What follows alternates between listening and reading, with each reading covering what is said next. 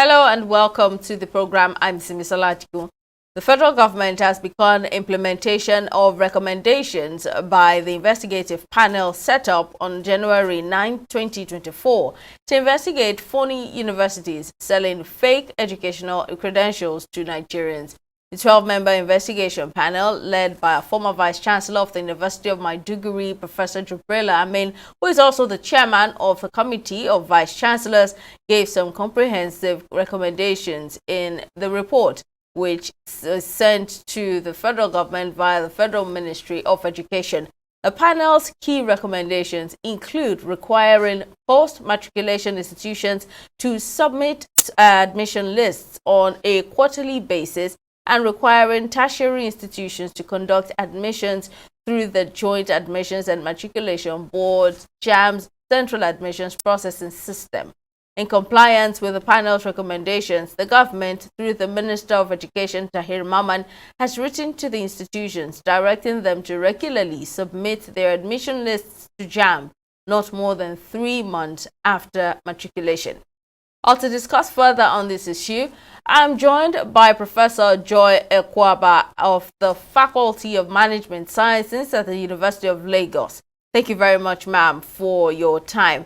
And one of the findings of the 12-man panel probing the case of certificate racketeering is that over 22,500 Nigerians have obtained fake degree certificates from 2 countries, and such certificates would be cancelled. Now, this is quite disheartening for graduates of that university who went through the legal process of gaining admission. Now, what do you think will be their fate? When it comes to university admissions, if your school is not accredited by the governing body or the institution that governs that university, it doesn't matter the process that you have gone through as a person that have gone into that university. Can you hear me? So the fact that you went through a process, once there is no accreditation for that program, you don't have a faith in that particular program. And that's why even if there's no accreditation for your course and you read medicine, you don't have a certificate for that course. So the fact that there is no accreditation for those universities from their own country, and there is no recognition as a university for those courses from Nigeria University Commission, it then means that there is no process. They're not supposed to have gone for the course because there is no accreditation for the schools. Just like the minister said yesterday, you have 3 here, 5 here that we recognize. So if anybody goes outside those 3 and 5 in those 2 countries and you have obtained your distance, yes, legally you went through the process, but the school itself, did they go through legally through the process to be a school, process to be recognized, and a certificate to be recognized? If they did not go, then your effort is effort in futility. It does not yield any result. So the way you went about it does not matter. It is what the school is supposed to be able to do that matters. It's just like coming to University of Lagos. If the course is not recognized, you don't have certificate on it. You must have sat for JAMB, done all these things. But if the NUC said there is no such course in your school, then the students that did all those ones, possibly attended classes, who will not have certificate for it. What then are your thoughts on this recommendation made by the panel? Are you convinced that it will bring an end to the issue of certificate racketeering in Nigeria? Certificate racketeering has been there even before we came to school or before we entered university. I know some of us, if you look back, there were the ones from the Oluwole in Lagos Island and other places. It has been there. And government has been doing all it can do to stop it. To say you totally take it out in a place where we have placed so much emphasis on certificate will be very, very difficult, except to begin to de-emphasize some of the certificate emphasis that we have put in to make it look as if you don't have it, you are nobody. Are we saying we should not go for all forms of formal education? So we are supposed to go for all forms of formal educations to be at least to be up to date with happenings in the world. But if for any reason we keep on going the way we are going, that if you don't have certificate, you are nobody, you cannot talk, you cannot sit among kings and queens, you amount to nothing in the nation, then people will find a way round about it to get it. Committees will come, committees will come. Committees have been coming and committees has been going. The implementation, I think the government should do better, more, to make sure that it is implemented. From those ones that they have seen, start with it, and then by the time you start with it and you're implementing it, others will wake up from their slumber and begin to do the right thing. But if you just put it in paper and drop it, and then it comes and goes and nothing is done to those that have gone there to acquire it, or those that did not even go there to acquire it, because we understand that some of them did not even attend classes, had never entered the school, just paid money, and it was either done through conversion or whatever, and they had. You can imagine going to a place under 3 months, you have a PhD, and then under a year, you're a medical doctor. What kind of training? So if they don't implement it, those certificate racketeering will come up, because the one that is here that federal government ASUU FESOF is holding back, that want to move forward in life, maybe move to another nation, we'll begin to say, how do I go about it? Let me go and falsify my own. To have for the people that did it before, nothing happened to them. And it was because people were going and coming back and nobody was noticing what was going on until the investigative journalism revealed it. Our people have used it to either become directors, become whatever they wanted to become. And then other people just saw it, that they're not being caught. Let me also, what they put up there is not being used. So let me also do my own. So except to begin to do implementation of this particular one of the 12-man committee, and we implement it to the latter, that irrespective of who you are, if you are in the private sector, except you are working for yourself, you can use it and decorate your house. If you're in the public sector, we'll go back through the IPPS and see your certificate, and then we'll begin to remove you from that position where you are, put you where the position of where your last certificate stands. And then other people will now wake up to say, no, we cannot go there and go and get anyhow thing. And then come back to the nation of we loving so much certificate. And then most times you find that these people go and bring this in. You that have stayed here, worked hard, gotten your own, they will not be placed above you without even going to do anything. So the implementation is what we need. Let's implement it to the latter, not minding who is going to be hot, not minding the position of the people that have it, not minding their levels in there, not minding even their political affiliation, religious affiliation, ethnicity, or whatever it is, or godfatherism, or whatever godmotherism or nepotism. Let's just do the right thing. Once we start doing the right thing, and people know, the fear that this set of people have been used as a guinea pig to stop it will make the rest of us not to go towards that. But if it's just like the normal committee that we do in Nigeria, set up 10-man committee that was set for us to go and do negotiation for wages and salaries, for third fund, you just wrap all of them, you put it somewhere, another government will come, do his own, will put it somewhere, another one will come. As long as we don't implement it, people don't suffer the consequences of doing the wrong thing, then it will continue. It will be there unended. Because we have not punished people in the past, that is why it is there. And that is why those people have worked hard and suffering, and people that have not worked hard are enjoying. So let's do the right thing. Once we do the right thing, we find that it will fizzle off. And that's my honest belief, that it will fizzle off once we know that I'll be punished for it. Now, over time, Nigeria has established inter-university partnerships, that's between Nigerian universities and other foreign universities, which not only helps boost the country's IGR, that's its internally generated revenue, but also creates jobs. Do you have any worry that this clampdown on some certain universities will negatively affect this partnership? I don't think so, because even when it comes to partnership, most of them do legitimate investigations. They found out, they go check out the universities. Even in most developed world, people are just building things and staying somewhere and calling it university. University of Lagos will not just wake up and go and take one place and then have partnership with them. They do due diligence to check out who they are, and then they engage them. And they're working together. They come here, we send our students to them, and it will not affect them. As long as you are doing something that is legal and in the right cause. Rather, it will even bring more people not to be afraid that they're going to deal with fake people. So you are not dealing with fake is not dealing with fake, everything is original. Then more people will come in.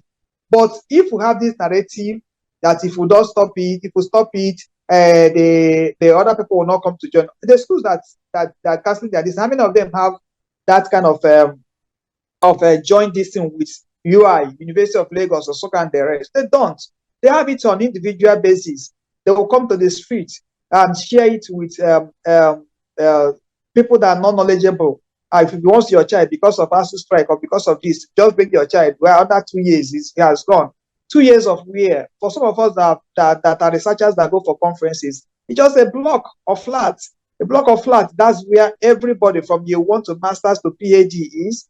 No classroom, nothing. So by the time you begin to do things right, you begin to align yourself right with the right institutions.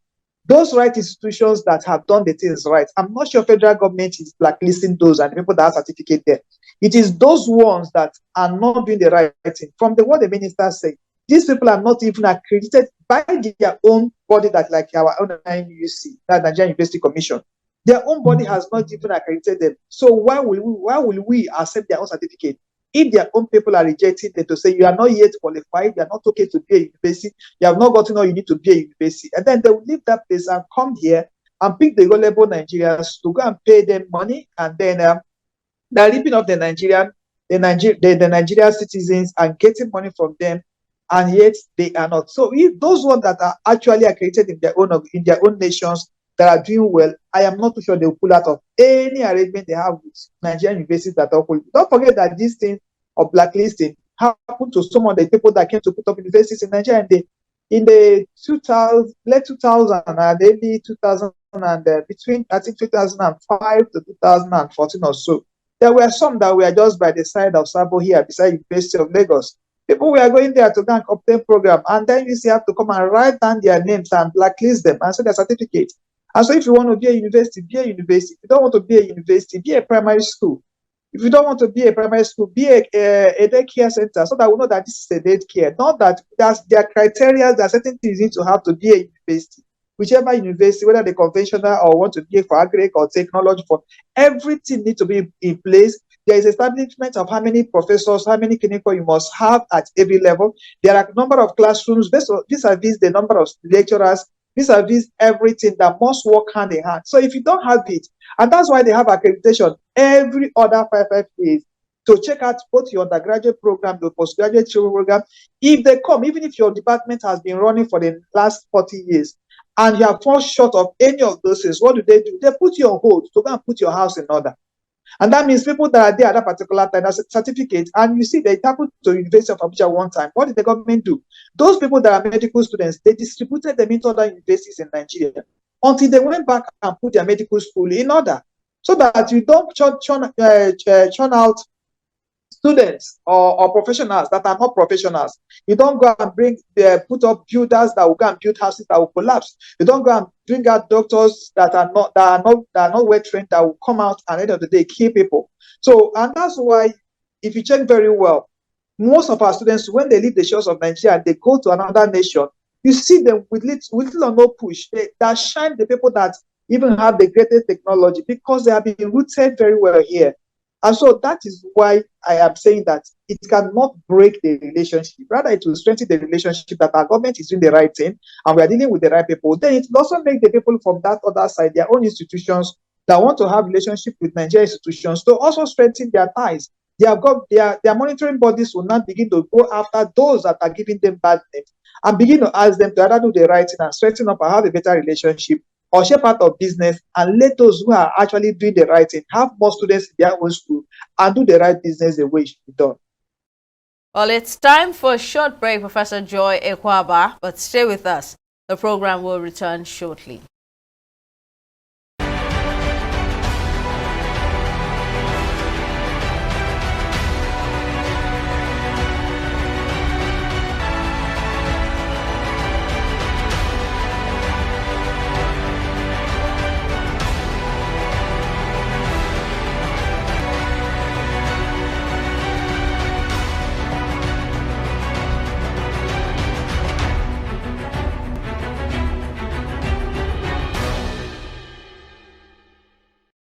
Welcome back. We're still discussing certificate racketeering by certain universities and the recommendations given by the federal government's 12 member panel. Professor Joy Ekwaba is still my guest on the program.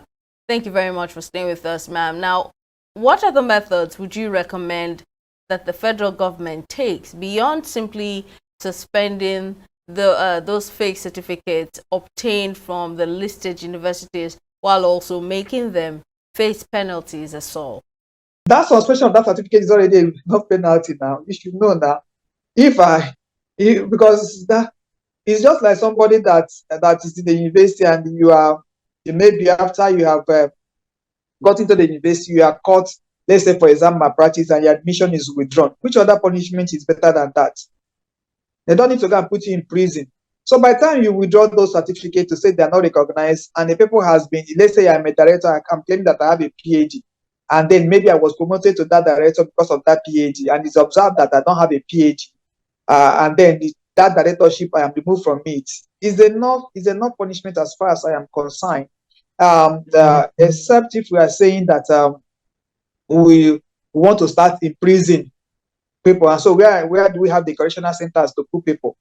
But for me, that's enough red flag to make people to deter them that you can't use it to work, you can't use it to do anything, and it's not valuable. But if government feels that they have enough food to feed prisoners and they have enough space to put people, they may go a step further to say, okay, if you insist you want to use it, or after we have said don't use it, you go to another place you want to use it, and you're forcing yourself to use it, and you're using to steal to still collect salaries from government. If they find out later that you have been withdrawn and you are still using it to either work in the civil service, and then you can other face other criminal consequences because you have been one certificate have been withdrawn and you still went back. But if it is just this taking away that certificate and getting the person to lose that position, for me is enough deterrent or enough punishment for different behaviors of most especially when some of them, just because somebody said that when I got it, just go. So they didn't even do this diligence, they don't know the consequences,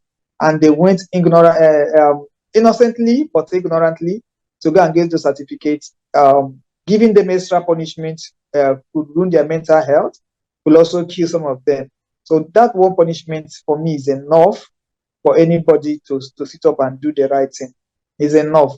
For those that have criminal mind that want to subvert that one and want to do otherwise, then extra punishment can be added to those particular people. If not, it's enough punishment. But because you can imagine coming to take away my PhD now and then taking me back to, let's say, for university in Nigeria, if you don't have PhD, you remain assistant lecturer, and you now bring me down from all this way down to assistant lecturer just because I went to bring the wrong guy.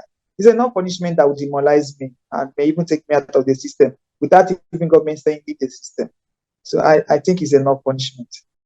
Right. So the federal government says more than about 22,500 Nigerians had gotten phony degree diplomas from 2 Francophone West African countries, which shows the desperation to obtain certificates. So why not put in the necessary work? And does this in any way reveal any faults in the educational system here in Nigeria? The why is because we have always been rewarding people that we don't reward skills, we don't reward knowledge, we don't reward hard work. We keep on rewarding sacrifice.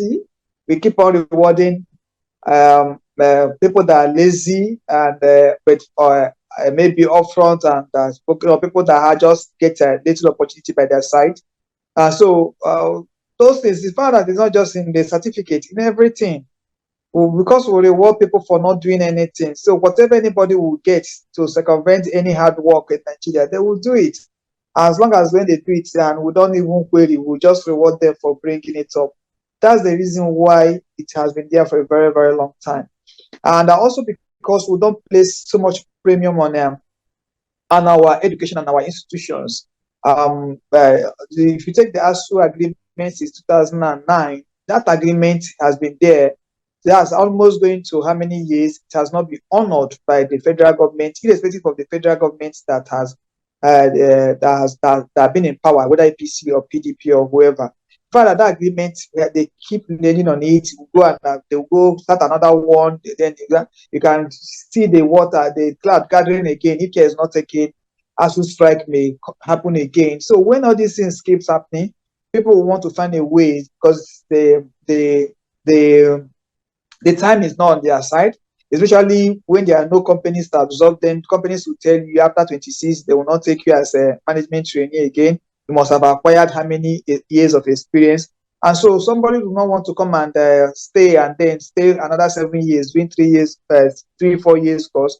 Maybe you finish by the time you're finishing NYSC, 10 years, add it to your DC, you're 30, and you can't get a job. So they want to have a way to cut corners towards getting out of those. So if government should also get into taking education serious, because that's the bedrock of any nation, taking it very, very serious, putting in as much as they can. For me, even if you go around our universities, I have been a product of my university.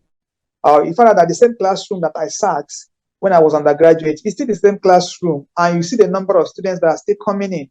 And so, how many can University of Lagos take? Where will you put them?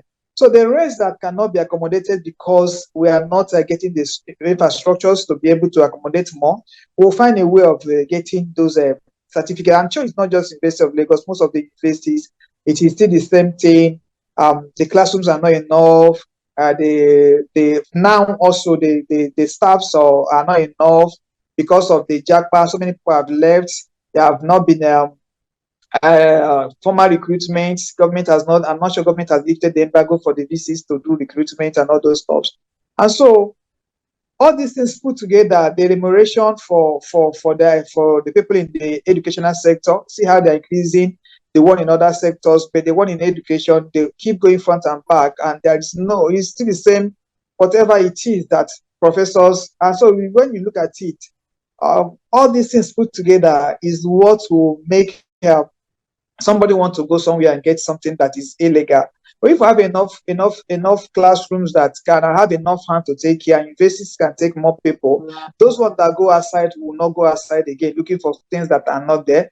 If our university system can run 4 years without any strike, worker salaries are being paid, and there's no industrial dispute between government and ASU, or government and the ones in politics or the ones in the colleges of education, things will go well. The school calendar will run very, very well, and everything will go. And if we now begin to make sure that all the policies on having our technical schools running, having every other thing running, our polytechnics, when they come out, they will also have some recognitions, and then they'll be able to sit in the places where they could also see themselves as having gone to school.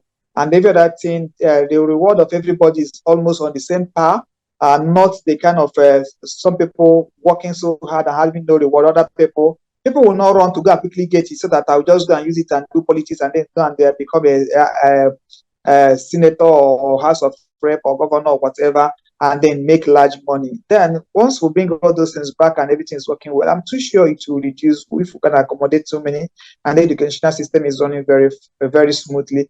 We will be able to accommodate more, and then it will become of less. People will not want to run to go and get what they don't need. And if we also build our industries where people will get jobs when they finish, and then the industry, the owners of businesses will not come and be taking 26 years, 21 years as an entry point to their organization, and then make so many people want to go out. Those people that want to go in and save their families from poverty and lack will not want to cut corners, because by the time you are looking at it, by the time I finish, I will not be able to get a job. How do I bring my parents out of this struggle? Okay, let me quickly find another alternative to. People are even doing it in JAM, not even in the university. They are doing it in JAM. People are trying to cut corners. You are doing it in primary school. People are trying to cut corners. People want to do fast so that they'll be able to enter the labor market and get something to send to their parents. Those are the things. If we're able to put everything running very well, where I don't need to work for anybody, the electricity is there, I can do a baba and do it very well without pay less, because once I have it and it's constant and I'm making money, even if they include the tariff, I will not notice it. If I am a food vendor and I'm able to store my food and it doesn't waste because of electricity, even if the tariff increases, I will not feel it, and I'll be able to do my business very well and still make money. Other things, if all things work together, I'm too sure the quest for certificate, they run for it, they do or die for it will reduce, and racketeering will reduce. We'll wait and see how things unfold with the implementation of the recommendation by the 12-member panel investigating certificate racketeering in Nigeria. Professor Joy Ekwaba of the Faculty of Management Sciences, University of Lagos. Thank you, ma'am, for speaking with us. I appreciate it. That's all we have on this episode of the program. We'll see you next time. Bye for now.